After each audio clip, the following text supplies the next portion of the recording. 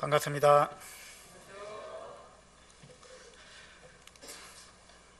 여러분 잘 오셨습니다. 우리가 살다 보면은 어떤 모임에 가야 하는 경우들이 많이 있는데 어떤 모임보다 이러한 모임에 오신 것은 여러분 정말 잘하신 것입니다. 그리고 이왕 오셨으니까 집중하셔야 됩니다. 저는 자녀가 4명이 있습니다. 그 중에 막내가 지금 고등학교 2학년인데요. 전교에서 1등 하고 있어요. 제가 자녀 자랑하고 싶어 하는 것이 아니라, 어떻게 하면 공부를 잘하느냐, 그 비결이 있죠. 첫 번째 비결은요, 수업 시간에 선생님 말씀을 귀담아 잘 듣는 것입니다. 그죠? 그게 가장 중요한 것입니다. 근데 공부 못하는 사람은 수업 시간에 뭐 하는지 아십니까? 영어 시간에 수학 공부하고요.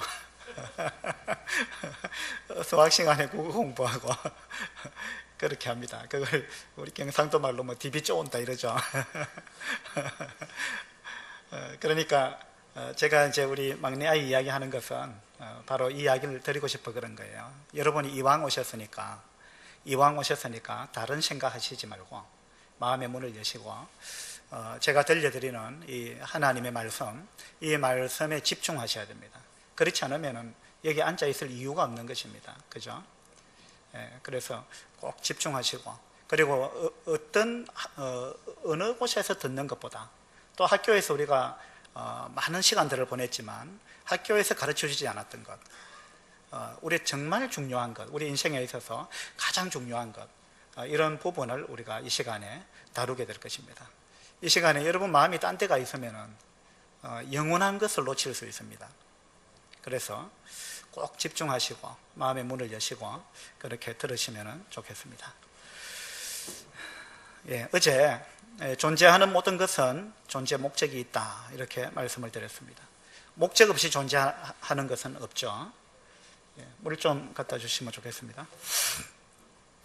그래서 우리는 왜 존재하는가, 이런 말씀을 어제 드렸습니다. 여기 그림에 보면은 이 공사가 지금 활을 겨냥을 하고 있습니다. 그죠? 어디에다 겨냥을 하고 있을까요? 어디에다가? 표적에, 타켓, 그죠? 표적에다가 이제 화살을 겨냥을 했습니다. 그래서 활을 잘 쏘는 사람이 표적에 정확하게 겨냥을 해서 이 활을, 시위를 딱 놓으면은 표적에 가서 정확하게 꽂혀야, 그죠? 정말 활을 잘 쏘는 사람이면 표적에 가서 정확하게 꽂혀야 되는 것입니다. 물론 이제 뭐 아마추어가 쏘면은 그렇게 잘 안 되지만, 그런데 이 전문가가, 활을 정말 잘 쏘는 프로가 정확하게 겨냥을 해서 활 시위를 놨는데 엉뚱한 데로 갔습니다, 활이. 그런 경우는 왜 그럴까요? 왜 그렇게 될까요? 엉뚱한 곳으로 가버렸어요. 그럼 몇몇 가지 원인이 있겠지만, 그 중에 이제 대표적인 원인이라 할 수 있는 것이요, 이 화살이 일자가 아니고 휘었다는 거예요. 화살이 휘면은 정확하게 안 날아가겠죠. 그죠? 화살이 구부러졌다는 거예요. 구부러졌다. 이 성경에 죄라는 단어가 여러 가지 원어, 히브리어, 헬라어에 여러 가지 단어들이 있는데요. 그 중에 죄를 나타내는 단어 중에 하나가 구부러졌다, 이런 단어가 있어요. 구부러졌다라는 것이 죄라는 뜻이에요. 구부러졌다는 말은 무슨 말이냐면은 휘었다, 그죠? 굽었다. 무슨 말이냐면 정직하지 못하다, 그런 이야기예요. 그래서 우리가 하나님께서 우리를 창조하신 목적대로 내가 살고 있지 않다면 우리는 어쩌면 굽어 있는 사람일 수 있어요. 정직하지 못한 사람일 수 있다는 거예요. 그리고 이 화살이, 제가 지금 저기 벽에 시계가 걸려 있는데요, 저 시계를 향해서 활 시위를 당겼다가 조준을 해서 딱 놨는데 이 활이 시계를 향해서 가다가 밑으로 내려가 버렸어요. 그럼 어떻게 되겠어요? 좀 섬뜩하지 않습니까? 이쪽에 앉아 계신 분들. 저 시계를 향해서 화살을 쐈는데 화살이 밑으로 가버렸어요. 예. 그러면 여기 앉아 계신 분 중에 누군가는 운명을 달리할 수 있는 거죠. 그죠? 그러니까 이 목적대로 살지 않는다는 것은 이만큼 위험한 것입니다. 예. 그래서 우리가 하나님께서 우리를 왜 만드셨는지 이런 부분요, 하나님을 우리가 인정하지 않으면 이런 부분에 있어서 우리는 10중 8구 빗나가게 된다는 것입니다. 나중에 우리가 책임을 져야 됩니다. 자, 존재 목적은 자기가 정하는 게 아니라 그랬죠. 그러니까 우리는 대부분 자기가 그냥 자기 삶의 목적을 정해서 살아가고 있습니다. 그것도 자기를 위해서 살아가고 있어요. 대부분 그렇습니다. 공부해서 남주나 무슨 이야기예요? 자기를 위해서 살겠다 그 말입니다. 사실은 공부를 왜 하느냐면 남주기 위해서 해야 되거든요. 그게 맞는 거 아니에요? 남한테 유익을 주기 위해서 공부해야죠. 그런데 우리는요, 공부해서 남주나 이 생각을 갖고 공부를 한단 말이에요. 그건 무슨 말입니까? 자기를 위해서 산다는 이야기예요. 그거 자체가 잘못된 겁니다. 우리는 의식 속에 자기를 위해서 사는 것이 너무나 정당화되어 있는 거예요. 그래서 내 인생 내 것이 아닌데 나를 위해서 살고 내 생각대로 살고 그거 자체가 죄가 되는 것이고 나를 내가 만든 것이 아닌데도 내가 주인처럼 사는 것, 내가 주인이 아닌데 내가 주인 행세하는 거, 이거 아주 나쁜 거예요. 주인이 아닌데 주인 행세를 하고 사는 거는 이건 도둑놈 신부 아니에요. 이거 횡령하는 겁니다. 횡령. 그죠? 하나님이 이거 아주 악하게 보는 것입니다. 이런 것이 죄가 된다라고 말씀을 드렸습니다. 그래 우리가 이제 죽게 되면은요, 반드시 심판을 받게 됩니다. 심판은요, 내가 받기 싫다고 안 받는 게 아니에요. 한 번 죽는 것은 사람에게 정해진 것이다 라고 성경에 나와 있습니다. 맞죠? 이건 진리죠? 안 죽을 사람이 있습니까? 다 한 번 죽잖아요. 한 번 죽는 것은 사람에게 정해진 것이요, 그 후에는 심판이 있다라고 성경은 분명히 기록해 놓고 있습니다. 그거 어떻게 하느냐? 죽어봐야 알지. 맞습니다. 그것도 진리예요. 죽어보면 압니다. 죽어보면 알아요. 근데 죽어보고 알면은 이미 늦었어요. 죽기 전에 알아야 됩니다. 그게 현명한 거예요. 어떤 사람이 콜라병에다가 농약을 부어놨는데 콜라인 줄 알고 마시려고 해요. 그러면 그거에다 농약을 부은 사람은 알잖아요. 그것이 콜라가 아니고 농약이라는 것을. 그래서 야, 그거 먹으면 안 된다. 그거 농약이다 하고 말렸는데 이 사람이 무슨 소리 하냐? 먹어봐야 알지. 그래가지고 먹었어요. 그러니까 막 혀가 말리더라고.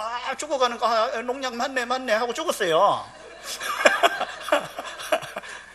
얼마나 어리석은 거예요. 예? 죽어보면요, 여러분 지금 살아 생전에 하나님 안 믿는 분들, 죽고 나면 하나님 믿습니다. 왜냐하면 죽어서 지옥 와 있거든요. 그러면 안 믿을래야 안 믿을 수가 없는 것입니다. 언젠가는 다 믿게 돼 있어요. 살아서 믿느냐 죽어서 믿느냐 그 차이입니다. 여러분이 정말 현명하시다면요, 여러분 인생을 갖고 도박하시면 안 되는 거예요. 여러분 인생의 운명을 놓고 도박하시면 안 되고 진지하게 생각하셔야 됩니다. 죽기 전에 하나님이 계신지 안 계신지 찾아보고 고민해보고 생각해보고, 그리고 여러분 마음의 문을 여시고 들어보고 이것이 그렇구나 맞구나 하면 그걸 받아들여야 되는 거예요. 이게 신사입니다. 신사. 그런데 이제 똥꼬치 피우는 사람 있잖아요. 신사가 아닌 사람들, 그게 맞는데 하면서도 자존심이라든지 다른 이유 때문에 자꾸 거부할 수 있는데요, 굉장히 어리석은 것입니다. 예. 그래서 죽고 나서 믿지 마시고요, 죽기 전에 믿으셔야 됩니다. 여기 어제 생명선이 3개가 있다 그러는데 하나님 아직 모르시는 분들은 2개는 이미 끊어진 거나 마찬가지예요. 마지막 1개 남았는데 이 마지막 1개도 얼마나 위태로운지 모른다는 거예요. 우리 육체와 영혼이 연결되어 있는 이 하나의 선, 이 선이 끊어지는 순간, 우리 영혼이 육체에서 빠져나오는 순간, 그 순간 우리는, 그게 죽음이죠. 이것이 끊어지는 순간 어떻게 되겠습니까? 하나님의 심판대 앞에 서게 됩니다. 과연 죽음이 모든 것의 끝일까요? 절대 그렇지 않습니다. 왜냐하면 우리한테 영혼이 있기 때문에 그래요. 어떤 사람은 영혼이 어디 있느냐 이렇게 이야기하는데 어떤 사람은 눈에 보이는 것만 믿으려고 그래요. 눈에 안 보이는 거 많습니다. 공기도 눈에 안 보이잖아요. 전파도 눈에 안 보이잖아요. 그런 데 있습니다. 영혼도 마찬가지입니다. 영혼이 없다는 것은, 없다고 이야기하는 건 정말 어리석은 거예요. 영혼이 없다는 말은 어떻게 생각하면, 어떻게 다른 말로 이야기하자면 나는 생각이 없는 사람이다 이런 이야기일 수도 있어요. 우리가 영혼이 있다면 육체는요 시간이 지나면은 낡아져 가는 것입니다. 모든 물질은. 그죠? 모든 물질은 시간이 지나면 낡아져 가고 고장이 나고 쇠퇴해져 갑니다. 그리고 종말을 맞이하는 거예요. 우리 몸도 마찬가지입니다. 근데 우리 몸속에 있는 영혼은 물질이 아니에요. 비물질이기 때문에 영혼은 죽지 않습니다. 영혼은 칼에 찔린다고 죽는 게 아니에요. 영혼은 총알을 맞는다고 죽는 게 아닙니다. 그렇죠? 우리가 죽는다는 말은 육체 속에서 영혼이 빠져나올 뿐이에요. 빠져나와서 이 영혼은 육체 밖에서 살아있다는 것입니다. 그러니까 영혼이 있다는 말은요 다음 세상이 있다는 이야기입니다. 여러분 다음 세상을 준비하셔야 됩니다. 그것이 이번 집회의 목적입니다. 여기 이제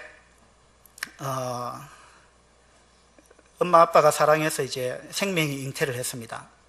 여기 임신하고 5주째 된 태아의 모습입니다. 이게 길이가 한 1cm 된다 그래요. 임신하고 5주 정도가 되면 1cm 정도 된다 그래요. 그렇게 해서 이제 이게 쭉 뭐 2주, 3주, 4주 이런 식으로 흘러가는데요. 여기 발바닥하고 발가락 보이죠? 예, 이게 몇 주 됐느냐면 10주 된 태아의 모습입니다. 10주 됐는데 왜 이 아이가 바깥에 나와 있을까요? 10주밖에 안 됐는데 예, 낙태한 아이입니다. 10주 됐는데 이 인간의 모습을 다 갖고 있어요. 심장이 뛰고 있습니다. 발가락이 다 생겼고 지문이 생겼어요. 이 낙태는 살인입니다. 여기도 10주 된 태아인데요. 10주가 되면 성구별이 뚜렷하다 이렇게 이야기합니다.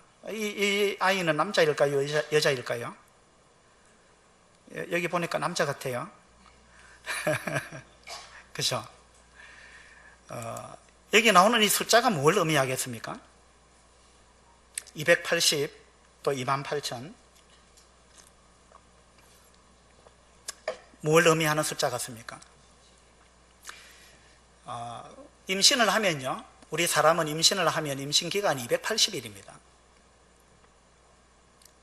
음력으로 10달이죠. 280일입니다. 근데 뱃속에서 280일 동안 있다가 우리가 다 태어났습니다. 여러분의 뱃속에서, 엄마 뱃속에서 280일 동안 있으면서 뭘 하셨습니까? 뭘 하셨어요? 그때는 뭘 하는 기간입니까? 자기 몸을 만드는 기간이에요. 그렇죠? 자, 엄마 뱃속에서 280일 있는 동안에 자, 심장을 만들었습니다. 그리고 어느 날부터 심장이 뛰기 시작했어요.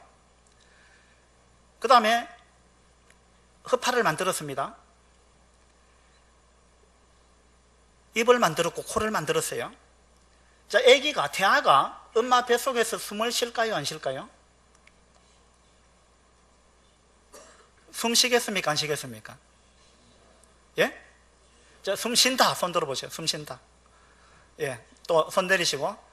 아기가 엄마 뱃속에서 숨 안 쉰다. 숨 안 쉰다고 생각하시는 분. 예. 손 안 드신 분이 훨씬 많네요. 숨 쉰다는 쪽이 조금 손을 많이 들었어요. 근데 엄마 뱃속에 자궁 안에 공기가 있어요? 공기가 없어요. 그죠? 그러니까 숨을 안 쉰다는 이야기예요. 언제 아기가 숨 쉬느냐 하면요, 아기가 딱 태어나서 첫 울음을 터뜨릴 때, 그때부터 숨을 쉽니다. 아기가 태어났는데 안 운다. 그럼 막 때려요. 울어야 됩니다. 그때부터 호흡이 시작되기 때문에 그래요. 그러니까 아기가 엄마 뱃속에 있을 때 숨을 안 쉬거든요. 이거 제가 확인해 봤어요. 전문가한테. 근데 아기 뱃속에서 아기가 숨을 안 쉬는데 왜 허파를 만들었어요? 코를 왜 만들었습니까? 숨을 안 쉬는데 왜 만들었을까요? 자, 엄마 뱃속에서 입으로 음식 먹어요, 안 먹어요? 그럼 뭘로 먹습니까? 탯줄로, 배꼽으로 먹죠. 그 배꼽으로 먹는데 왜 입을 만들었습니까? 엄마 뱃속에서 입은 쓸 일이 없어요. 근데 왜 입을 만들었습니까? 엄마 뱃속에서 이거 손이나 발이 필요합니까? 근데 왜 만들었어요? 여러분 가만히 생각해 보면요, 엄마 뱃속에 있는 280일 동안 우리 몸의 모든 구조를 만들었는데 가만히 생각해 보면 엄마 뱃속에 있을 때 쓰려고 만든 게 아니에요. 언제 쓰려고 만들었어요? 태어나서 다음 세상에서 쓰려고, 다음 세상을 준비했다는 것입니다. 우리 모두는요, 다음 세상을 엄마 뱃속에서 완벽하게 준비해가지고 태어났습니다. 만약에 그 중에 하나라도 다음 세상이 어디 있어 하고, 내가 지금 뱃속에서 숨을 안 쉬는데 뭘 허파를 만들어 쓸데없는 짓 하지 말자 하고 허파를 안 만들었다, 그러면 엄마 뱃속에서는 괜찮아요. 태어나는 순간 죽습니다. 맞죠? 여기 앉아 계신 모든 분들은 엄마 뱃속에서는 다음 세상을 완벽하게 준비하신 분들이에요. 280일 동안에. 맞죠? 엄마 뱃속에서 쓰려고 뭐 만든 거 아니에요. 엄마 뱃속은요 굉장히 좁아요. 세상이 왜 이렇게 좁아, 내가 발도 제대로 못 뻗겠네, 그죠? 그리고 좁은 데서 살았습니다. 그리고 물 속에서 살았어요. 그런데 그것이 전부인 줄 알았는데 막상 딱 태어나 보니까 엄청나게 넓은 세상이 있는 거예요. 엄마 뱃속하고는 비교가 안 되는, 끝이 없이 넓은 세상이 있다는 것입니다. 그리고 엄마 뱃속은 물이었어요. 물 속에서 살았는데 딱 태어나고 나니까 이제는 완전히 다른 환경이에요. 공기 속에서 살게 된 거예요. 엄마 뱃속에서는 배꼽으로 물 먹었습니다. 태어나니까 더 이상 배꼽으로 안 먹어요. 탯줄 잘라버리는 거예요. 입으로 물 먹는다는 것입니다. 먹는 것이 완전히 달라져 버렸어요. 모든 것이 다른 거예요. 그죠? 완전히 다른 세상이에요. 근데 우리는 그 완전히 다른 세상, 어머니 뱃속은 그 어두운 세상이었는데 태어나 보니까 너무나 밝은 세상이 있다는 것입니다. 어쨌든 간에 너무나 다른 세상을 우리는 완벽하게 준비해서 태어났습니다. 그래서 우리가 살고 있는 거예요. 280일 동안 우리는 그 일을 했습니다. 근데 지금 우리가 이 땅에서 어느 정도 사느냐 하면요, 한 28,000일 정도를 살아요. 이 땅에서 하나님은 우리 뱃속에보다 훨씬 더 많은, 몇 배입니까 이게? 100배입니까? 예. 훨씬 더 많은 기회를 하나님께서 우리한테 주고 계시는 거예요. 엄마 뱃속에서보다 28,000일이라는 엄청나게 긴 시간을 주면서 다음 세상을 준비해라. 이 세상이 전부가 아니다. 엄마 뱃속이 전부가 아니듯이 지금 이 세상이 전부가 아니고 또 다른 다음 세상이 있다. 그 세상을 28,000일 동안에 준비해라 하고 하나님께서 우리한테 기회를 주고 계신 거예요. 여러분이 지금까지 살아있다는 것은 하나님께서 아직도 기회를 주고 있다라는 이야기입니다. 여러분 이 기회를 놓치지 마세요. 근데 28,000일까지 못 살지도 모릅니다. 그죠? 여러분한테 얼마나 기회가 남아있는지는 아무도 모르는 거예요. 이걸 준비하셔야 됩니다. 이걸 준비하지 않고 만약에 죽음을 맞이하게 되면 그때부터 여러분의 영원한 운명이 결정되는 거예요. 여러분 지옥에서 영원히 살게 될 거예요. 영원히 살 거예요.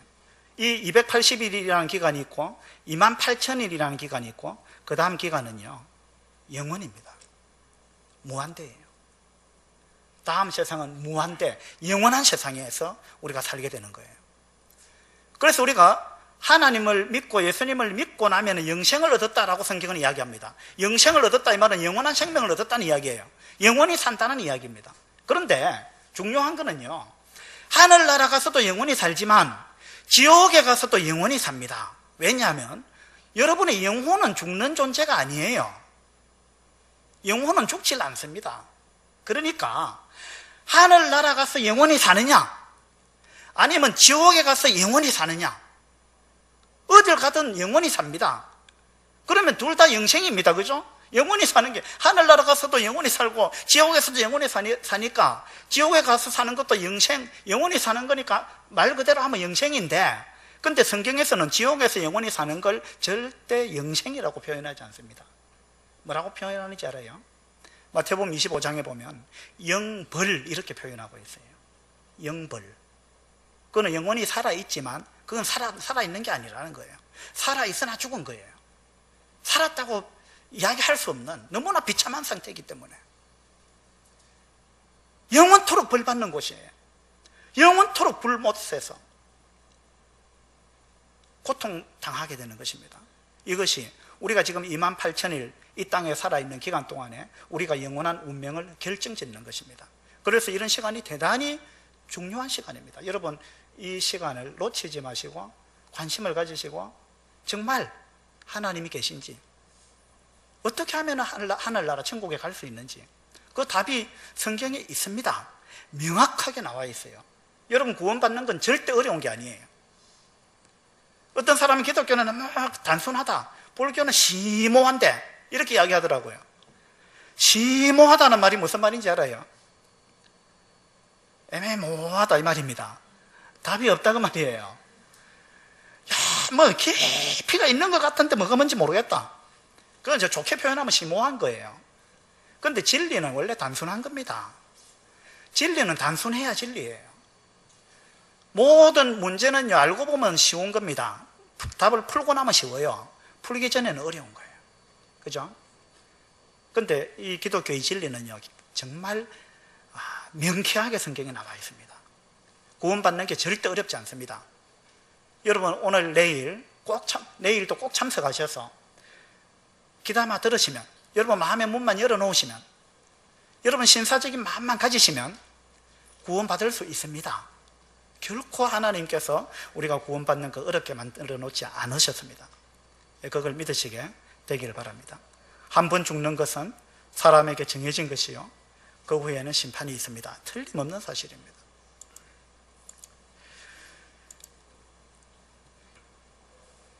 자, 옛날에 광대가 있었지요.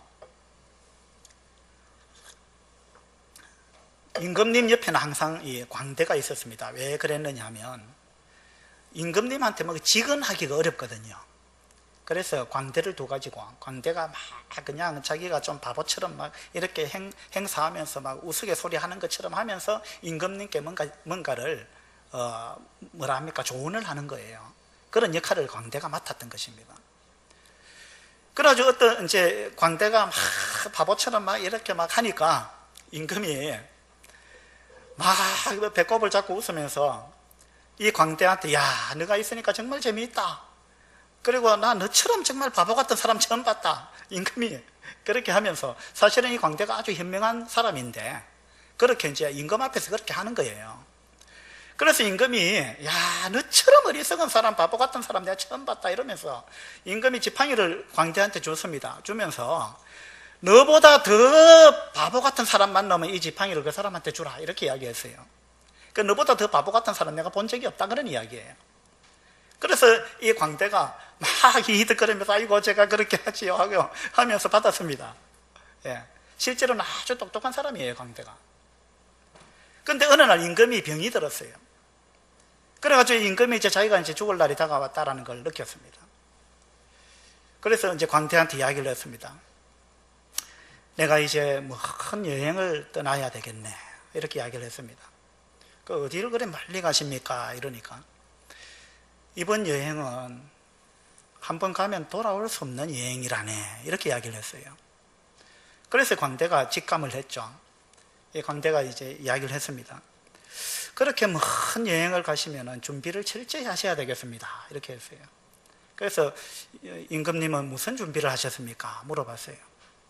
임금님이 준비한 게 없잖아요. 죽음에 대해서 준비한 게 없어요. 사람들은 뭐 죽음에 대해서 준비하라면 묘자리 뭐 준비해놓은 그게 죽음에 대한 준비라고 생각하는데, 묘자리 준비하는 그게 중요한 게 아니에요. 우리의 몸은요 그냥 땅속에 묻히고 한 줌의 흙으로 돌아갑니다. 중요한 거는 우리의 영혼이 어디로 갈 거냐 이 말입니다. 이 임금님은 자기 영혼이 어디로 갈지 준비한 게 없어요. 그래서 임금이 그랬죠. 광대 보고 이번 여행은 내가 별로 준비를 못했네 이랬습니다. 아니 임금님 어디 행차를 하시면 준비를 그렇게 철저히 하시는 분인데 어떻게 이번 여행은 그렇게 먼 여행을 가신다면서 그렇게 준비를 안 하셨습니까? 그러면서 이 광대가 지팡이를 임금님한테 딱 드렸어요. 이게 무슨 말이에요? 임금님만큼 어리석은 사람이 없습니다. 어떻게 죽음에 대해서 그렇게 준비를 안 할 수가 있습니까? 어디 다음 세상 어디 갈지 어떻게 거기에 대해서 고민을 안 해보고 거기에 대해서 준비를 안 했느냐. 그래서 내가 지금까지 이 지팡이 줄 사람을 못 찾았는데 드디어 찾았습니다 하고 임금님한테 드렸다는 거예요. 여러분이 지금 임금님처럼 살고 있는 건 아닌지 한번 생각해 보셔야 됩니다.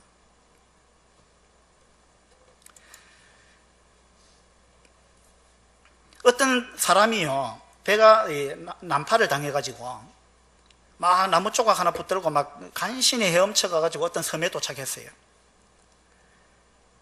그러니까 그 섬에, 작은 섬이었는데 그 섬에 있던 사람들이 이제 다른 육지에서 온 사람이니까 자기들보다 이제 많은 것을 보았다고 생각해가지고 그 사람한테 임금 자리를 맡겼습니다. 당신은 우리 섬의 임금이 되주세요. 그리고 1년간 통치를 해주세요. 그리고 1년 후에는 지금 온 모습 그대로 돌아가셔야 됩니다. 1년간 우리를 다스려 주세요. 이렇게 했습니다. 이 사람이 어떻게 했어요? 1년 후에는 이제 돌아가야 됩니다. 1년 동안은 무소불위의 권력을 누리게 되는 거예요. 이 사람이 어떻게 했을까요? 이 사람 그 섬에 있는 맛있는 거 다 그냥 가져오라 해가지고 막 1년 내내 그냥 막 입을 즐겁게 했습니다. 막 마시고 막 그 먹고 막 즐겁게, 배를 즐겁게 하고 입을 즐겁게 1년을 보냈습니다. 그 1년 후에 돌아가야 되는 거예요.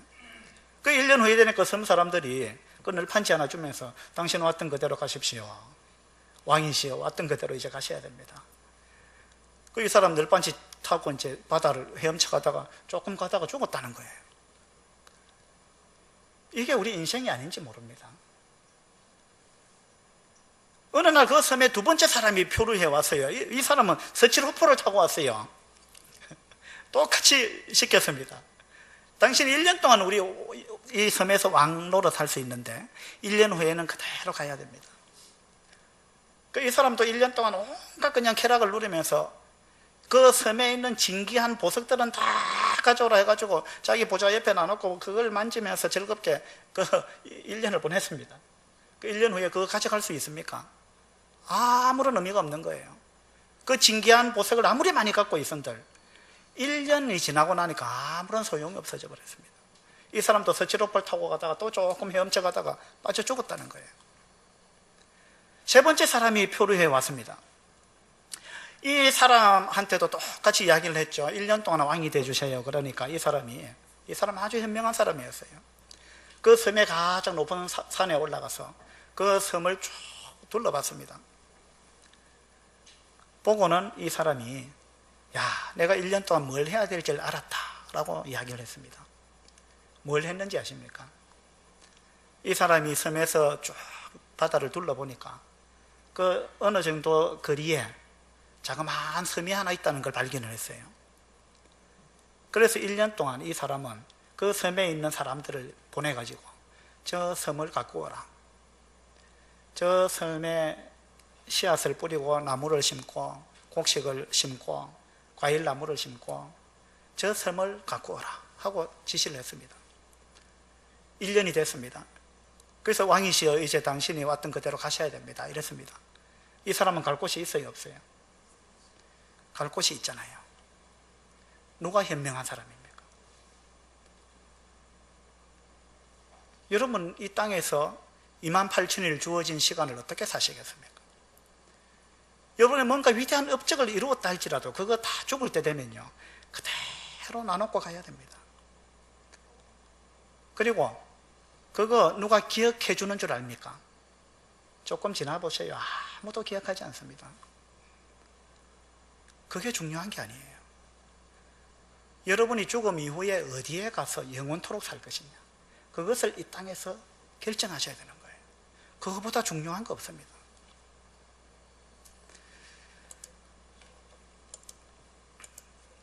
누가복음 13장 어제 봤는데요. 나무가 열매를 맺지 아니하는 거, 이걸 예수님은 죄라 그렇게 표현하셨습니다. 그죠? 목적에서 벗어났다는 것입니다. 오늘은 이사야서 5장을 한번 보겠습니다. 이사야서 5장을 펴주시기 바랍니다.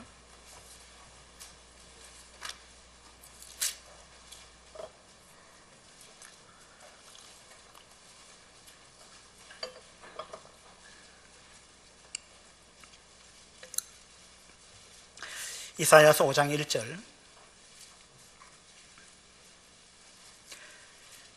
나는 내가 사랑하는 자를 위하여 노래하되 내가 사랑하는 자의 포도원을 노래하리라.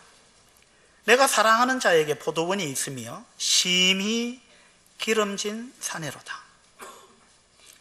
땅을 파서 돌을 제하고 극상품 포도나무를 심었도다.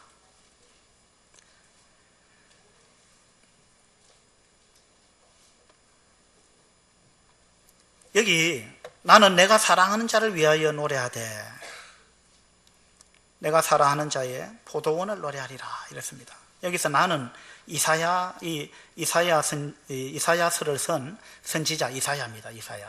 이사야가 자기가 사랑하는 자를 위해서 노래한다 그랬습니다. 자기가 사랑하는 자는 하나님이에요. 이사야 선지자가 하나님을 위해서 지금 노래하고 있습니다. 그 하나님께서 사랑하시는 자의 그 하나님의 포도원을 노래하리라 이렇게 이야기하고 있습니다. 내가 사랑하는 자에게 포도원이 있는데 심히 기름진 산이다 이렇게 이야기했습니다. 하나님께서 포도원을 갖고 계시는데 심히 기름진 산이다. 너무 좋은 포도원을 하나님이 만드셨다 이런 이야기입니다. 하나님께서 정말 좋은 포도원을 준비를 하셨어요. 땅을 파서 돌을 제하고 거기다가 나무를 심었습니다. 어떤 나무를 심었어요? 극상품 포도나무를 심었습니다. 그냥 포도나무가 아니에요. 극상품으로 제일 좋은 포도나무를 심었다는 것입니다. 이것이요, 하나님께서 우리한테 한 이야기예요. 우리한테 하신 이야기입니다. 물론 이것은 직접적으로는 이스라엘 민족에게 해당되는 말씀이지만 이걸 우리한테도 적용할 수 있는 거죠. 하나님께서 심히 기름진 산에다가 극상품 포도나무를 심었습니다. 여기서 극상품 포도나무는 1차적으로는 이스라엘 백성을 의미합니다만 그러나 우리한테도 그대로 적용할 수 있는 거예요.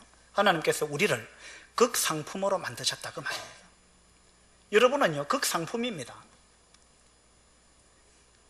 농사 짓고 나면 뭐 비품이 생기잖아요. 여러분 비품 아닙니다. 예? 여러분은 상품도 아니고요. 우리 모두는 극상품으로 하나님께서 만드셨어요. 만물의 영장으로, 피조물 중에 으뜸으로, 그죠? 하나님의 형상을 닮은 존재로 극상품으로 우리를 하나님께서 만드셨어요. 그리고 그 극상품 포도나무를 심히 기름진 산에다가 하나님이 딱 심었습니다. 자, 나무를 심는 목적이 뭐죠? 좋은 열매를 얻기 위해서. 그걸 기대하고 하나님이 포도나무를, 극상품 포도나무를 심히 기름진 산에다가 거기다가 땅을 파서 돌을 제하고 잘 가꾸어 가지고 거기다가 딱 심었습니다. 그 이야기예요. 그리고 좋은 열매를 하나님이 기대하셨다라는 이야기입니다. 자, 이거 한번 보세요. 스크린에. 이 지구야말로 심히 기름진 산입니다. 여러분, 뭐 우리가 우주를 다 과학자들이 살펴보지는 않았습니다만 지구만큼 아름다운 별을 지금까지 발견한 적이 없습니다. 생명체가 있는 별을 발견한 적이 없어요. 우주에서 보면 지구는 푸른 별이라 그러잖아요. 너무나 아름다운 별입니다. 이 지구에는 생명이 차고 넘치는 것입니다. 그렇죠? 다른 별은 그렇지 않아요. 이와 같이 아름다운 지구를 하나님께서 만드셨습니다. 왜? 누구를 위해서? 우리를 위해서. 우리를 여기에 살도록 하기 위해서 하나님께서 지구를 정성 들여서 만드셨어요. 우리 사람이 살기에 가장 적합한 조건으로 그렇게 아름다운 지구를 만드셨습니다. 이 지구 테두리에 보면 아주 좀 희미한 푸른 선이 있는데요. 이게 대기층입니다. 대기층. 이 지구 테두리는 좀 선명하지 못해요. 여기 달 테두리는 아주 선명하거든요. 왜 그런지 아십니까? 이 달 테두리에는 공기가 없어요. 이 지구 테두리에는 공기가 있어요. 이 공기층이 아주 얇게 이렇게 덮여 있어요. 우주 비행사가 우주를 여행하고 갔다 와서 한 말이요. 저걸 누가 입으로 훅 불어버리면 지구에 있는 공기가 막 날아가 버릴 것 같은 대기층이 그렇더라는 거예요. 근데 이 지구가 엄청나게 빠른 속도로 태양 주위를 공전하고 있잖아요. 초속 30km로 공전하고 있습니다. 시속이 아니고. 그런데 이 공기가 떨어져 나가지 않고 같이 돌고 있어요. 물도 마찬가지입니다. 이 물이 지구에 붙어서 같이 돌고 있는 거예요. 우리 사람도 마찬가지입니다. 여기 붙어서 같이 돌고 있어요. 이게 누구 솜씨예요? 이게 어떻게 가능한 일입니까? 누가 이렇게 하셨어요? 여러분이 하셨어요? 하나님이 아니면 어느 누구도 할 수 없는 거예요. 저절로 될 수 없는 것입니다. 이 지구에 생명체가 얼마나 많습니까? 얼마나 생명체가 이렇게 왕성하게 자라고 있습니까? 이건 뭔지 아세요? 이거는 지구보다 좀 더 태양 쪽에 가까운 별입니다. 금성이에요, 금성. 이 금성은 표면이 이렇습니다. 금성의 표면 온도가 얼마인지 아십니까? 얼마 정도 될까요? 금성의 표면 온도를 제가 찾아보니까 470도 정도 된다 그러더라고요. 지구보다 태양에 가까이 있기 때문에. 태양은 표면 온도가 6,000도 정도 된다 그래요. 금성이 표면 온도가 470도 정도 된다는데 여기 사람이 살 수 있겠습니까? 이건 화성입니다. 화성. 지구보다 태양에서 조금 더 멀리 있는 별이에요. 그렇죠? 화성의 표면 온도는 얼마 정도 되는지 아세요? 화성은 영하 80도 정도 된답니다. 평균 온도가. 그러니까 더 추울 때는 영하 120도 막 이렇게 된다 그래요. 여기에 여러분 살 수 있겠습니까? 이게 화성의 표면입니다. 얼마나 삭막합니까? 지구와는 비교가 되지 않습니다. 이건 목성이에요. 목성의 표면 온도는 영하 148도랍니다. 근데 지구는 우리 사람이 살기에 가장 가장 적합한 온도. 그죠? 액체 상태의 물이 존재할 수 있는 온도. 그런 태양과 1억 5천만 킬로미터 떨어져 있는 가장 사람이 살기에 적합한 거리, 그 거리에 지구가 있다는 것입니다. 여러분, 이것이 우연일까요? 하나님 믿지 않는 사람은 모든 걸 우연이라고 이야기합니다. 모든 게 우연히 저절로 어쩌다 보니까 그렇게 됐다. 어쩌다 보니까.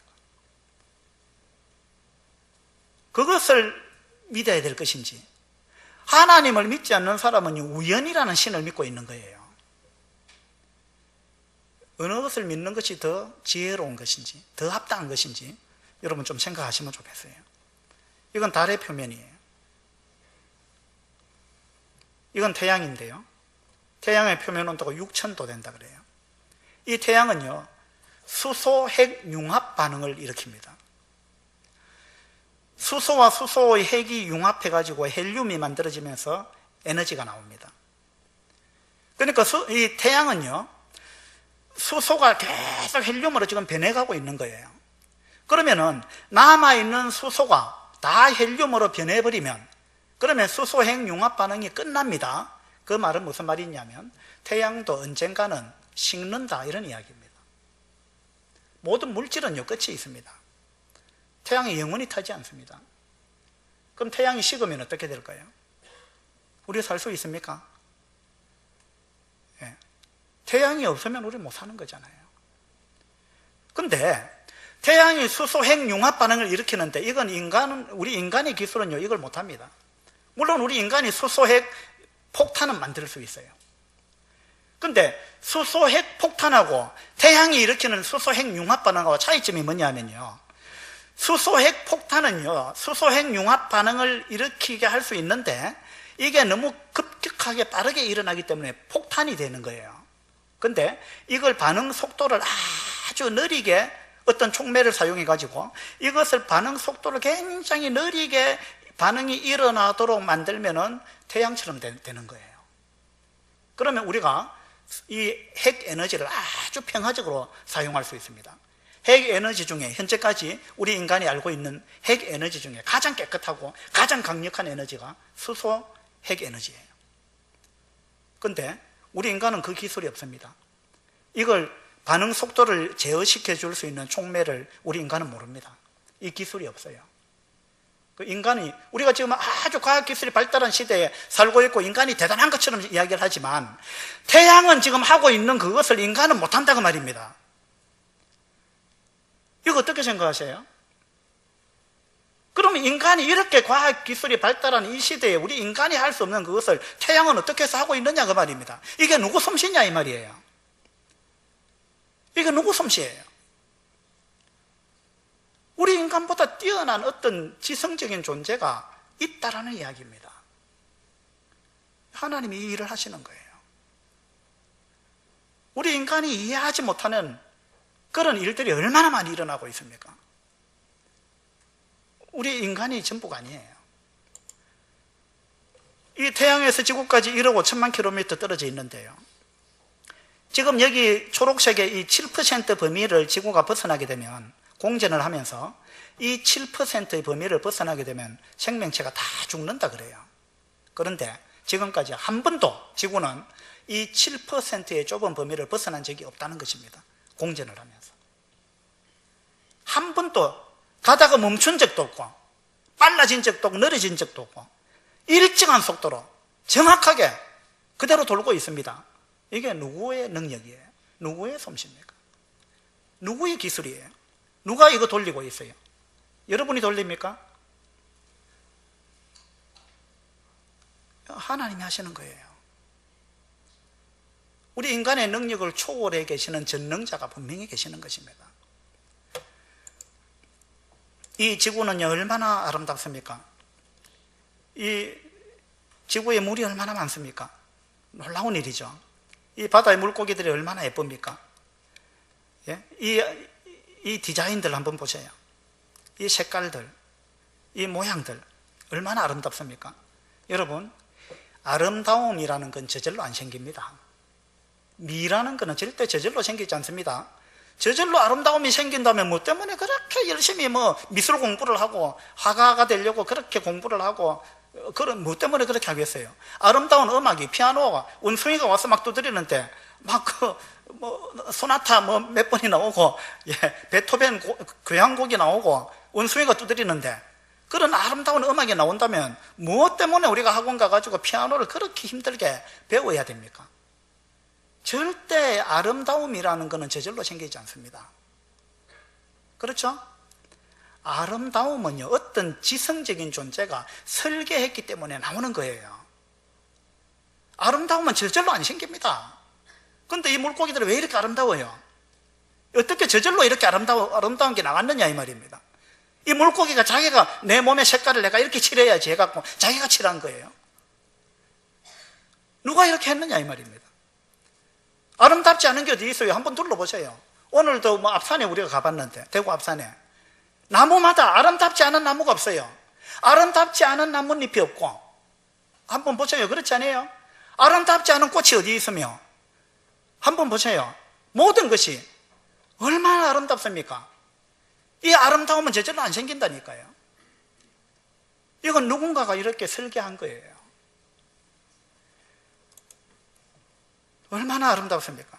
사람들이 이런 걸 보면서 옷도 디자인하고 흉내내가지고 그렇게 하잖아요. 이거 뭐라고 적어놨어요? 잘 읽으셨어요. 어떤 사람은 대식은 이러던데. 이건 디자인된 거라 이 말입니다. 설계됐고 계획된 거다 그 말이에요. 디자인된 거다. 누군가가 이렇게 만들었다라는 이야기죠. 저절로 된 게 아닙니다. 이 단풍 얼마나 아름다워요. 이 진화론에 의하면은 뭐 이제 나뭇잎 떨어뜨려야 자기가 사니까 생존 본능을 위해서 나뭇잎에 물을 뭐 영양분을 공급을 안 하니까 그래갖고 색깔이 변한 거다 뭐 이렇게 이야기하는데, 색깔이 변했는데, 그렇게 해서 죽어가면서 색깔이 변했는데 왜 이렇게 아름다운 색깔로 변했느냐 그 말이에요. 예? 신기하잖아요.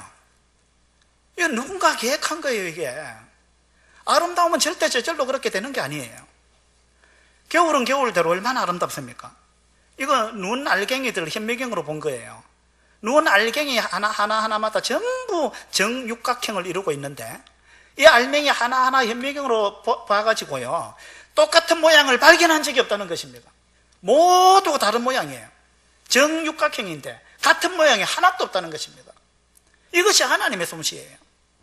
인간은요 이렇게 안 만듭니다. 인간은 똑같은 거 그냥 찍어내는 거예요. 그죠? 하나님은 그렇게 안 하세요. 여러분 지문이 다 다르잖아요.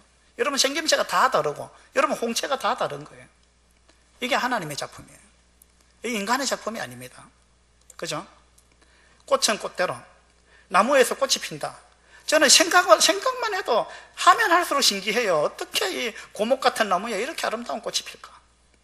예? 한번 생각해 보세요. 이런 아름다운 꽃이 어떻게 필 수가 있는 거예요? 그리고 모양만 예쁩니까? 향기가 나잖아요. 색깔은 얼마나 또 예쁩니까? 이거 무슨 꽃인지 아세요? 시계꽃입니다. 시계꽃. 그 여기 보면 시침, 분침, 초침 이렇게 있어요. 여기 눈금도 있고. 그 성경은 이렇게 이야기를 하고 있어요. 너희는 눈을 높이 들어 누가 이 모든 것을 창조하였나 보라. 제발 좀 보고 생각해라. 이것이 저절로 생겼겠느냐? 어쩌다 보니까 저절로 우연히 이런 것이 생겼겠느냐? 제발 생각 좀 해라. 그 이야기입니다. 이 해바라기 한번 보세요. 이 해바라기 씨가 왜 이렇게 줄을 맞춰 있어요? 얼마나 질서정연합니까? 이렇게만 돌아갑니까? 이렇게도 또 돌아가네요. 그죠?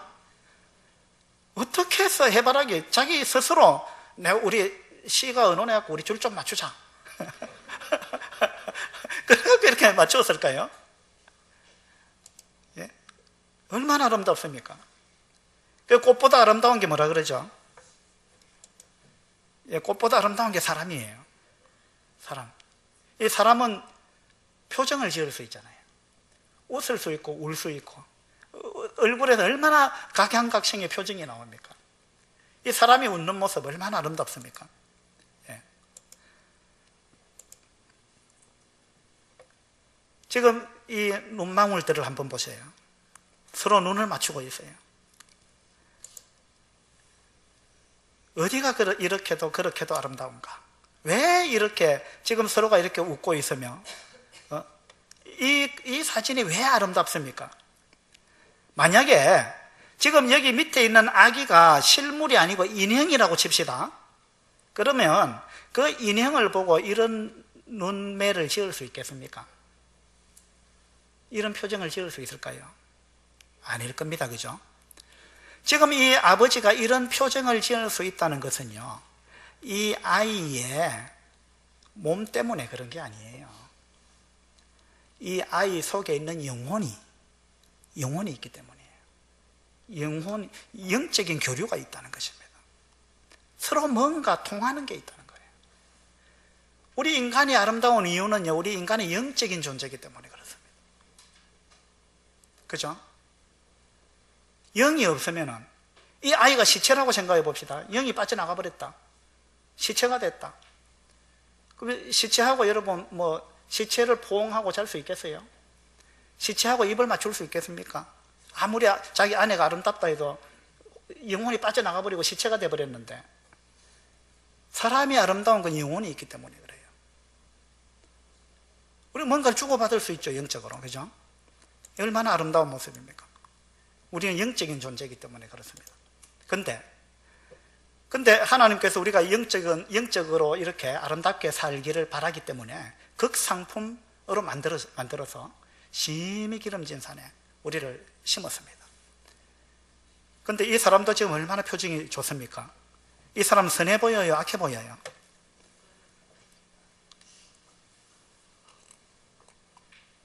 어떻습니까? 선하게 보입니까? 악하게 보입니까? 선하게 보이죠? 이 개는 좀 사납게 보이죠? 근데 누가 더 악한지는 잘 몰라요. 예.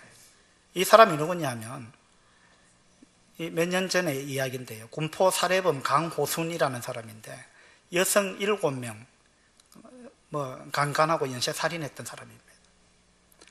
사진 속에서 그는 선하게 웃고 있다. 그 얼굴에서 7명의 부녀자를 살해하고 암매장한 연쇄 살인마의 모습은 찾아볼 수 없다. 우리 사람이요, 영혼이 있기 때문에 아름다운 존재인데, 그런데 또 한편으로는요, 이 영혼이 잘못되면 그것만큼 추악한 게 없어요. 그것만큼 추악한 게 없습니다. 우리 영혼이 하나님을 떠나게 되면은, 우리 영혼이 하나님을 떠난 결과 너무나 추악한 존재가 되어버렸어요. 여러분 스스로 그걸 인정 안 할지 모르겠는데요, 하나님은 좋은 포도 맺기를 바랐습니다. 이사야서 5장 펴놓으셨죠? 한번 봅시다. 이사야서 5장 2절에 땅을 파서 돌을 제하고 극상품 포도나무를 심었도다. 그 중에 망대를 세웠고 또 그 안에 술터를 팠도다. 좋은 포도 맺기를 바랐더니, 하나님은 이걸 기대하셨어요. 좋은 포도 맺기를 바랐더니 무엇을 맺었습니까? 들포도를 맺었다 라고 하나님이 지금 탄식하고 있는 거예요. 하나님께서 우리 이 세상을 바라보시며 인간을 바라보시면서 하나님이 탄식하시는 거예요. 내가 너를 어떻게 만들었는지 아느냐? 극상품으로 만들었다. 그리고 심히 기름진 산에다가 그 극상품 포도나무를 심어놓고 내가 좋은 포도를 기대했는데 너희들이 왜 들포도를 맺었느냐? 왜 이렇게 됐느냐? 이것이 하나님의 탄식이에요. 왜 들포도를 맺었느냐? 먹을 수 없는, 왜 이런 포도를 맺었느냐 이 말입니다. 그 원인이 뭔지 아십니까? 하나님을 떠났기 때문에 그래요. 하나님을 떠났기 때문에, 하나님으로부터 좋은 걸 공급받지 못하기 때문에, 어떤 나무 가지를 꺾으면은요, 자, 요걸 나무 가지라고 가정을 합시다. 제가 하나 꺾고 오려고 했는데 깜빡했어요. 나무 가지를 이렇게 꺾었어요. 이게 이제 꺾인 나무 가지입니다. 이 나무 가지가 지금 살아있는 거예요? 죽은 거예요? 예? 지금은 살아있어요? 조금 살아있어요? 애매하죠? 이거 살은 거예요? 죽은 거예요? 예. 이 엄밀히 말하면은 이 꺾인 거니까 뿌리에서 꺾였잖아요. 그러니까 엄밀히 말하면 죽은 거예요. 그런데 지금 볼 때 살아있어요. 맞죠? 한 일주일 갈지 모르겠어요. 그러다가 시들시들 하다가 그냥 누렇게 변해갖고 이파리 떨어지고 이제 죽죠. 말라 죽죠. 그죠? 우리 인간이 그런 거예요. 우리 인간이 생명의 근원되는 하나님을 떠나는 그 순간 우리는 생명을 공급해 주시는 그 하나님으로부터 잘린 거예요. 그게 첫 번째 죽음이에요. 어제 이야기했던 거. 그래서 여러분이 살아있는 것 같은데 하나님이 볼 때는 죽은 거예요. 왜? 생명의 근원되는 하나님으로부터 이미 잘렸기 때문에, 여러분이 하나님을 등지고 남았기 때문에 하나님으로부터 끊어진 거예요. 그 하나님이 상관없는 삶을 살아가고 있는 거예요. 하나님으로부터 뭔가 공급을 받아야 되는데 그걸 여러분이 차단한 거예요. 떠나왔다는 것입니다. 이게 잘린 나뭇가지와 같은 것입니다. 그래서 여러분이 지금 살아있는 것 같아도 실제로는 죽은 거예요. 시들시들 지금 죽어가고 있는 거예요. 또 어떻게 표현하자면. 그죠? 그 지금 자꾸 여러분 세월이 지나면 지날수록 시들시들해지잖아요. 안 그렇습니까? 자꾸만 뭔가 시들시들 지금 안 그래요. 뭐가 자꾸 고장이 나고 그렇잖아요. 그게 우리 인생입니다. 왜 그렇게 됐느냐 이 말입니다. 우리 인생이 하나님을 떠났기 때문에 그렇습니다. 근본 원인은 거기 있습니다. 그래서 여러분이 하나님께로 돌아가지 아니하면 이 영생을 얻을 수가 없는 것입니다. 좋은 포도 맺기를 바랐는데 들포도를 맺었다 이렇습니다. 이 들포도라는 이 단어를 히브리어 원어를 찾아보니까요, 어떤 의미를 갖고 있느냐 하면 악취를 풍기다 이런 의미를 갖고 있어요. 악취를 풍기다. 그러니까 우리가요, 하나님이 볼 때 우리한테서 악취가 난다는 이야기입니다.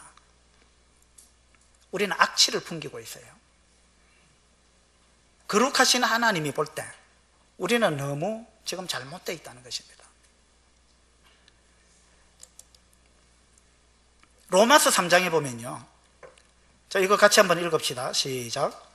그들의 목구멍은 열린 무덤이요 그 혀로는 속임을 일삼으며 그 입술에는 독사의 독이 있고.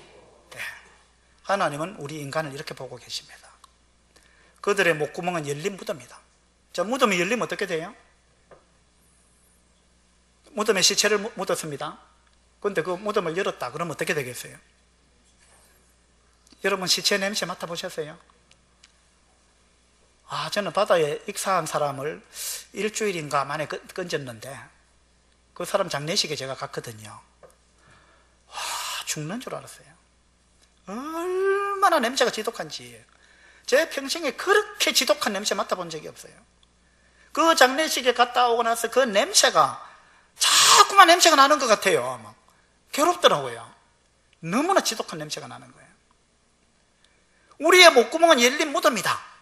저는 그 장례식에 갔다 오고 나서 이 말씀이 실감이 나더라고요. 우리의 목구멍은 열린 무덤이다. 여러분 입만 열면 속에서 썩은 게 나오는 거예요.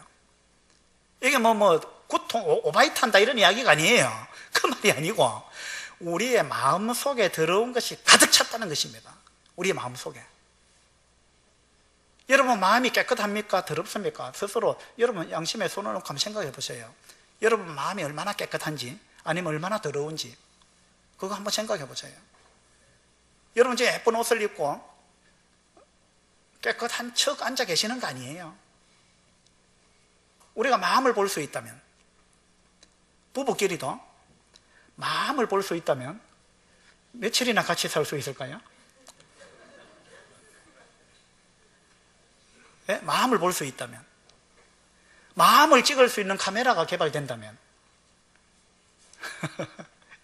그런 거 나오면 안 됩니다. 그죠?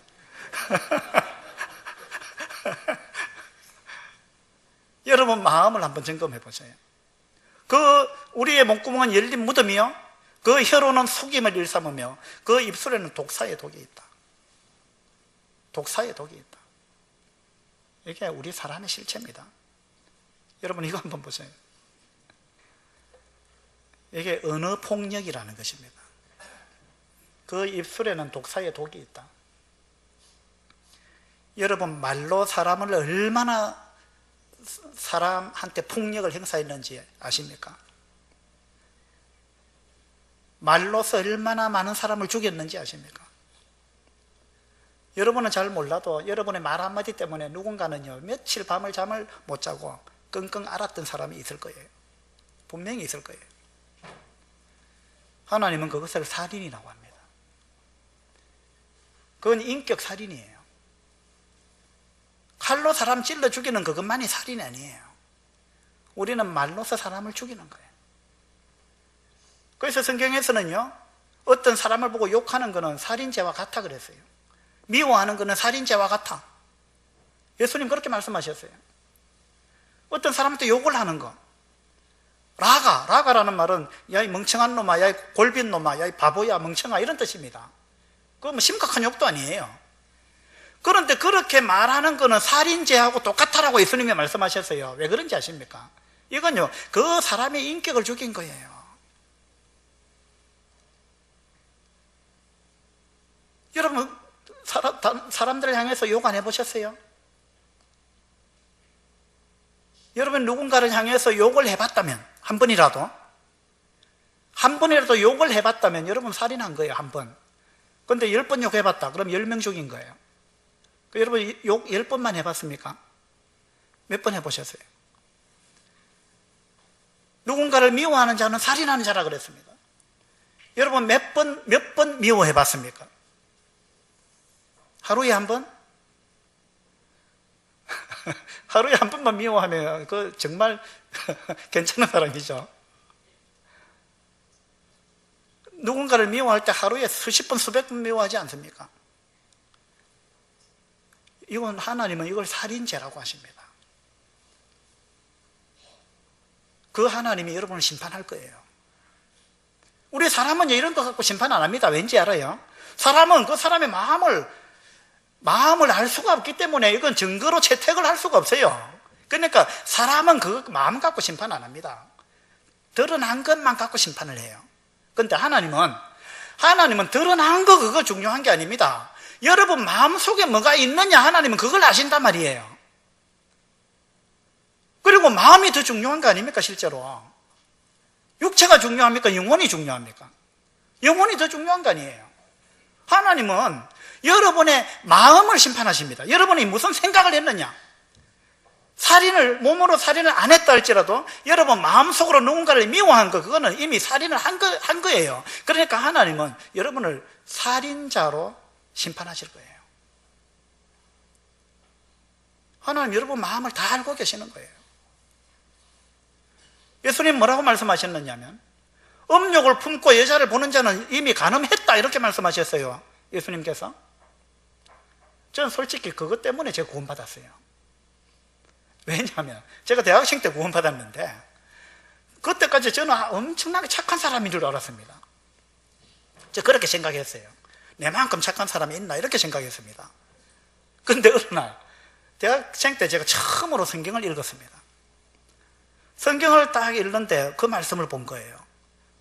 여자를 보고 음욕을 품는 자는 이미 간음했다. 예수님이 그렇게 말씀하신 거예요. 너무나 충격적이었어요. 그래서 내 자신을 돌아보니까 나는 여자를 보고 음욕을 품은 적이 많았거든요. 대학생 때. 그 전부터. 이게 무슨 간음이냐. 내 마음으로만 그랬을 뿐인데 몸으로 안 했는데 하나님이 왜 이걸 간음이라 하느냐. 처음에는 받아들이기 어려웠어요. 그런데 나중에 곰곰이 생각해 보니까 이게 맞더라고요. 내 마음이, 내 영혼이 간음한 거예요. 내 영혼 내 거잖아요.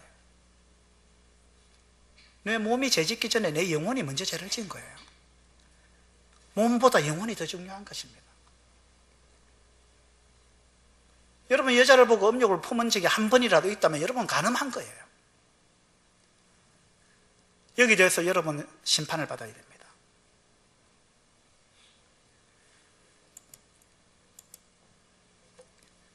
잠언에 보니까 칼로 찌름같이 함부로 말하는 자가 있거니와 이런 말씀이 있어요. 정말 어떤 사람은 말하는 게 진짜 칼로 찌르는 것 같아요. 저도 그런 걸 경험해 봤어요. 어떤 때는 막 너무 화가 나가지고 막 엄청나게 독한 말을 제가 쏟아내놓고도 그 다음에 제가 무슨 생각을 했느냐 하면 이것보다 더 독한 말 없을까? 그 생각도 해봤어요. 여러분 그런 거 경험 안 해보셨습니까? 우린 다 살인자예요.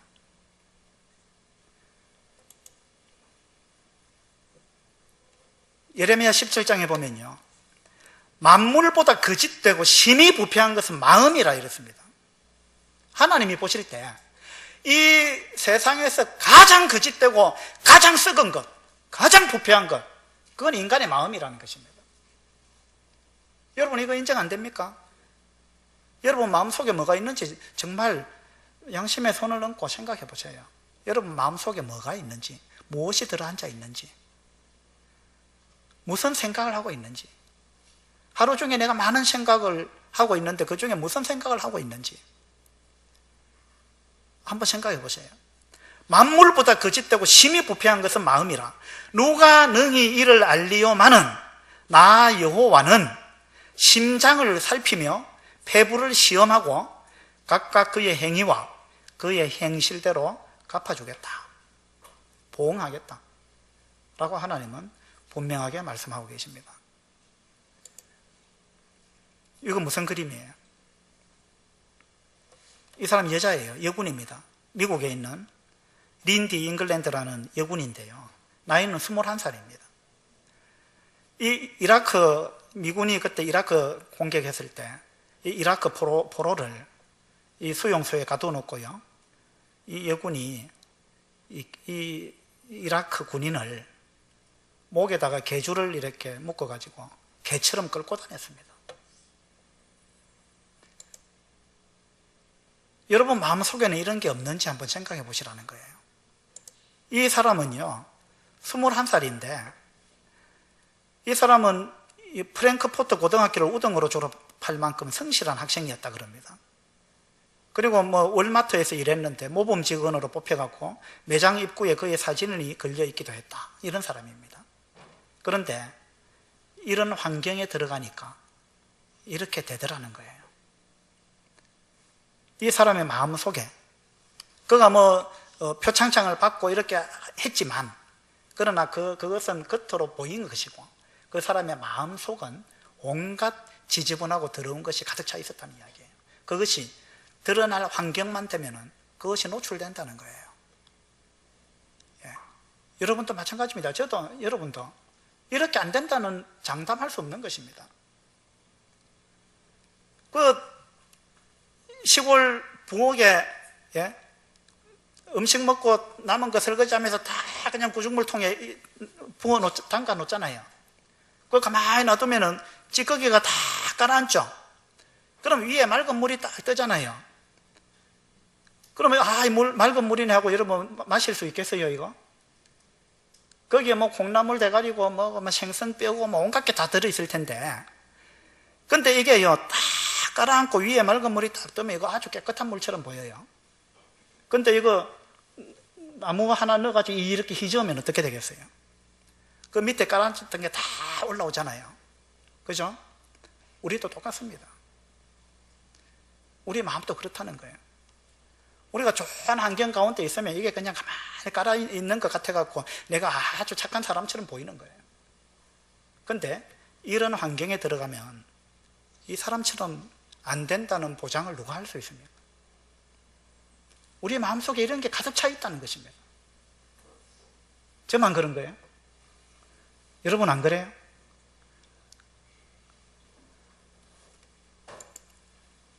그래서 이 여군이 이 포로 수용소에서 한 일들 보세요. 잠 안 재우기, 나체로 오래 방치해두기, 여군 앞에서 자위행위 강요하기, 사람을 나체로 하여 인간 피라미드 쌓기, 머리에 두건 씌우기, 시간을 혼동하게 하기, 온갖 짓을 다 한 거예요. 이게 인간의 마음속에 있다는 것입니다. 이 빨가벗겨 놓고 막 이 사나운 개를 데리고 와가지고 위협하고요. 얼마나 끔찍한 일들입니까? 하나님의 형상을 닮은 사람을. 이건요, 미국의 스탠퍼드 대학교에서 1971년도에 실험을 했는데요.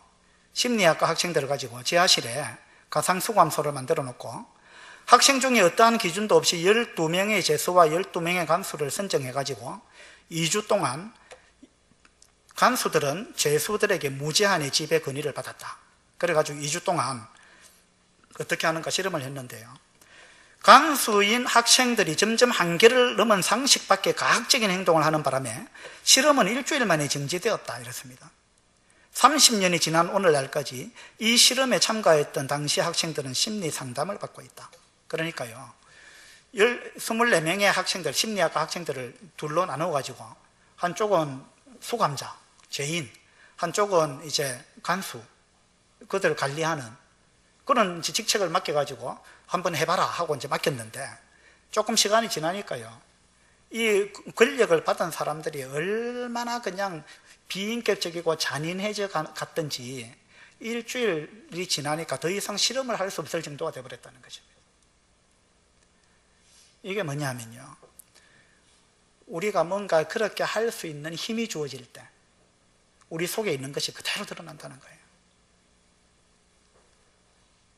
이건 너나 할 것 없습니다. 왜 대통령들이 대통령 자리에서 물러나기만 하면 감옥에 갑니까? 이 권력은 그만큼 무서운 것입니다. 권력은요, 무소불위의 권력을 갖게 되면 자기 속에 있는 것이 막 나오는 거예요. 그동안 억제되어 있던 것들, 우리 마음이 그렇다는 거예요. 그래서 우리의 목구멍은 열린 무덤이다. 또 예수님은 뭐라고 말씀하셨느냐 하면 너희들은 평토장한 무덤 같아 이렇게 말씀하셨어요. 평토장한 무덤, 무덤인데 무덤 속에 썩어서 부패하고 냄새나는 것이 시체가 들어있는데 평토장했다 이 말은 그 무덤에 봉을 만들지 않고 그냥 편편하게 해놨다 이 말입니다. 그러니까 겉으로 보기에는 무덤 같지 않은데 실제로는 무덤이라는 거예요. 실제로는 썩어서 부패하고 냄새 나는 것이 가득 차 있는데 그 무덤이 아닌 것처럼 위장해놨다 이 말입니다. 예수님은 우리를 보고 그렇게 말씀하신 거예요. 너희는 평토장한 무덤 같아. 아닌 척하고 있다는 거예요. 또 회칠한 무덤 같아 이런 말씀하셨어요. 무덤에다가 페인트 칠을 해갖고 회를 칠했다 이 말은 하얀색을 칠해가지고 무덤을 단장을 했다는 것입니다. 예쁘게 꾸며놨다는 거예요. 그런데 그 속에는 예쁜데 그 속에는 온갖 썩고 부패한 것이 가득 차 있다는 것입니다. 이것이 우리 인간의 모습이라는 거예요. 이것이 너나 할 것 없는 하나님 앞에서 우리의 모습입니다. 여러분 이걸 인정하실 겁니까? 안 하실 겁니까? 여러분 하나님 두려워해야 됩니다. 하나님은 좋으신 분이에요. 사랑의 하나님 맞습니다. 그러나 그건 하나님의 한 면이에요. 하나님은 심판자입니다. 하나님은 거룩하신 분이에요. 하나님이 여러분을 심판하실 것입니다. 지금은 심판을 미루고 있는 거예요. 어느 날 여러분 생명이 끊어지는 그 순간 여러분은 하나님의 심판대 앞에 서야 됩니다. 그리고 여러분이 지금까지 살아오면서 잘못했던 모든 것들, 여러분 마음속에 품었던 악한 모든 생각들, 그걸 하나님께서 적나라하게 펼쳐 보일 것입니다. 그리고 그걸 가지고 심판하실 것입니다. 여러분 하나님 두려워하셔야 돼요.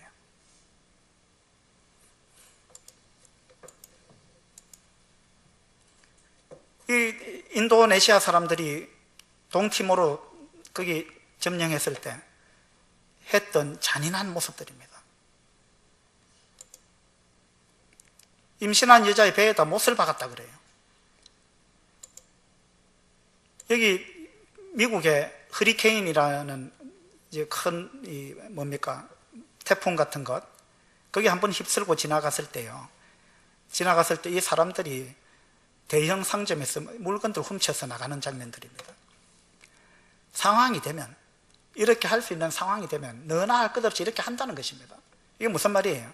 우리 속에 이와 같은 것들이 가득 차 있다는 것입니다. 여러분 마음속은 어떻습니까? 여러분은 아무도 없이 혼자 있을 때도 생각과 행동이 순결합니까? 여러분의 생각은 언제 어느 때나 공개할 수 있습니까? 여러분의 마음속에는 어떤 짐승이 들어앉아 있습니까? 이건요, 허진 씨라는 화가가 그린 작품인데 작품 제목이 익명인간입니다. 익명인간. 이 익명으로 되었을 때, 다시 말해서 자기를 노출하지 않아도 되는 그 인터넷상이라든지 이럴 때, 그런 데서는 그 사람의 본 모습이 적나라하게 드러난다는 것입니다. 그것을 그림으로 나타낸 거예요. 그러니까 사람들 머릿속에, 사람들 마음속에 온갖 이런 더러운 짐승들이 가득 차 있다는 것입니다. 이걸 이 교수가 그림으로 그린 것입니다. 여러분 마음속에는 무슨 짐승이 들어앉아 있습니까?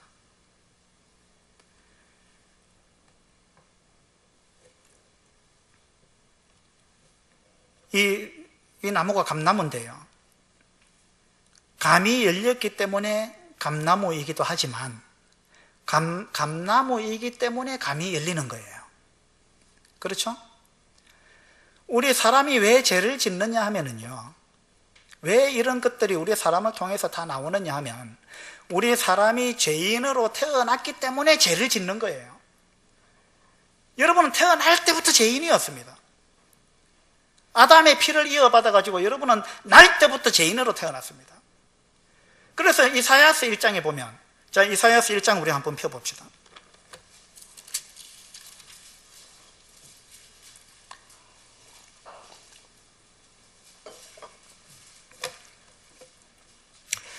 이사야서 1장 2절입니다.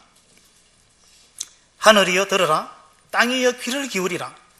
여호와께서 말씀하시기를 내가 자식을 양육하였거늘 그들이 나를 거역하였도다. 내가 자식을 양육하였거늘 그들이 나를 거역하였도다. 하나님께서 한탄하시는 거예요. 땅이여 하늘이여 귀를 기울이라. 내가 자식을 양육했는데 그들이 나를 거역했다. 이게 하나님이 우리를 보고 하시는 말씀이에요. 내가 사람을 이렇게 나의 형상으로 아름답게 만들었는데, 그리고 그들에게 필요한 모든 것들을 내가 줬는데 그들이 나를 거역했다. 그들이 나를 부모로 인정을 안 한다. 그들이 나를 버리고 떠났다. 나를 찾지도 않는다. 돌아올 생각도 안 한다. 그리고 자기 마음대로 살고 있다. 이것이 우리의 모습입니다. 3절에 보세요. 소는 그 임자를 알고 나귀는 그 주인의 구유를 알건만은 이스라엘은 알지 못하고 나의 백성은 깨닫지 못하는도다. 슬프다 범죄한 나라요, 허물진 백성이요, 행악의 종자요. 행악의 종자라 그랬어요. 우리는 날 때부터 죄인으로 태어난 거예요. 나는 죄인이 아니다. 그 뭘 모를 때 용감하게 하는 말이에요. 우리가 하나님의 말씀을 조금이라도 안다면 나는 죄인이 아닙니다, 이 소리 아무도 못할 거예요. 여러분은 심판을 받아도 수없이 받아야 될 사람이고, 어쩌면 지옥에 가도 몇 번을 가야 될 사람인지 모릅니다. 여러분이 지금까지 살면서 얼마나 많은 죄를 지었는지 한번 생각해 보세요. 여러분은 죄라고 생각 안 했는지 모르지만 하나님은 하나님의 관점에서 봐야 돼요. 왜냐하면 하나님이 재판장이기 때문에, 하나님이 거룩하신 그 하나님이 보시기 때문에, 하나님의 관점에서 봤을 때 저와 여러분은 정말 심각한 죄인이라는 거, 이거 부인할 수 없을 것입니다. 그렇다면 우리가 죽게 되었을 때 하나님의 심판을 피할 수가 없습니다. 그래서 여러분, 하나님 두려워하셔야 되고 이 심판에 대해서 대비를 하셔야 됩니다. 근데 다행히 길이 있어요. 다행히 우리가 지옥 가지 않을 수 있는 길이 있다는 것입니다. 다행히 하나님이 지금도 여러분을 사랑하고 있다는 것입니다. 여러분은 수십 년 동안 하나님을 찾지 않았다 할지라도, 자식이 집을 나가가지고 수십 년 동안 집에 안 들어오고 부모한테 전화 한 통 안 했다 할지라도 부모는 그 자식을 사랑하고 있는 것입니다. 이것이 부모의 마음이에요. 지금 하나님께서 여러분을 사랑하고 계십니다. 여러분이 죽는 그날까지 하나님 여러분 사랑하실 거예요. 그러나 끝내 여러분이 하나님을 거부하고 죽으면 그때는 하나님의 진노가 여러분에게 쏟아질 것입니다. 그래서 죽기 전에 지금 기회가 있을 때 여러분 하나님을 찾으시고 하나님께로 돌아오셔야 되는 거예요. 하나님이 여러분을 사랑하고 계십니다. 그리고 하나님은 여러분을 천국에 데려갈 길을 마련해 놨습니다. 예수 그리스도 하나님의 아들을 이 땅에 보내셔서 여러분의 죄를 예수님이 대신 갚으시고, 여러분의 죄값을 예수님이 다 갚으시고 예수님을 통해서 하늘나라 갈 수 있는 길을 하나님은 이미 그 일을 해 놓으셨어요. 그것을 성경에서는 복음이라 그럽니다. 기쁜 소식, 영어로 굿뉴스예요. 이것보다 기쁜 소식이 없죠. 그래서 내일은 제가 정말 이 기쁜 소식을 전해드릴 거예요. 오늘은 이 죄에 관해서 제가 말씀드렸습니다. 발뺌할 수 없어요. 우리 모두는 심각한 죄인입니다. 우리가 예수님께로 돌아오지 않는다면 우리 모두는 이 심판을 면할 수 없다는 사실, 그 사실을 여러분 마음에 꼭 새기시고, 내일 이제 2시간이 남았는데요, 여러분 내일은 반드시 오셔야 됩니다. 왜냐하면 내일이야말로 제가 진짜 해답을 드릴 거기 때문에 그렇습니다. 내일 오시면 우리가 어떻게 이 죄에서 해방받을 수 있는지, 어떻게 이 심판에서 해방받을 수 있는지, 어떻게 천국 갈 수 있는지, 그 명확한 부분들을 말씀드릴 것입니다. 여러분 내일 꼭 오셔서 그 해답을 얻으시게 되길 바랍니다. 감사합니다.